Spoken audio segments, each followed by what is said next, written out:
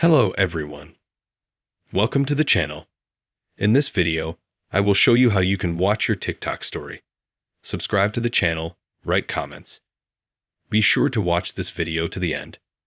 Let's get started. To do this, we need to open TikTok. After that, in the bottom right corner, click Profile. Here in the top right corner, click on the three bars. Settings and Privacy. Scroll down and find the tab called Activity Center.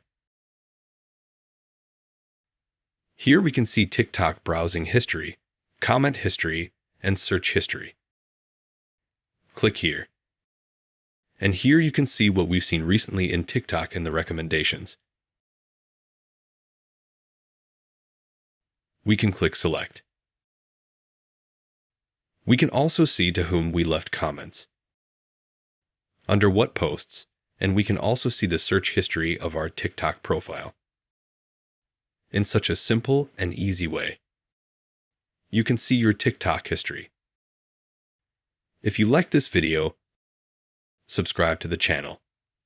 Put likes. Goodbye.